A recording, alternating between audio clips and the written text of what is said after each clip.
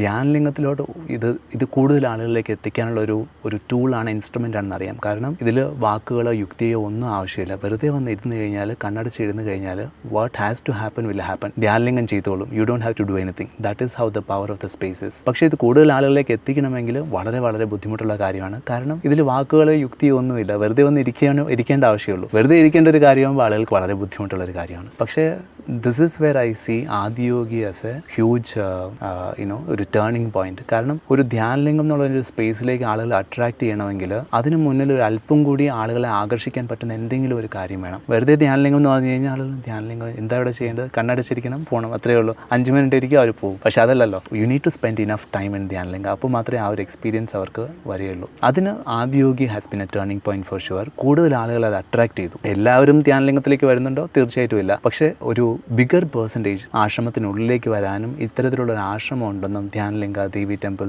ഇങ്ങനത്തെ കോൺസെൻട്രേറ്റ് ചെയ്തിട്ടുള്ള ഒരു പവർഫുൾ ആയിട്ടുള്ള എനർജി പ്ലേസസ് ഉണ്ടെന്നുള്ളത് അവർക്ക് മനസ്സിലായി തുടങ്ങി. ആദിയോഗി ഇല്ലായിരുന്നെങ്കിൽ തീർച്ചയായിട്ടും ഇത്രയും ആളുകൾ ഇവിടെ വരില്ലായിരുന്നു. ഇപ്പം ഉണ്ട്.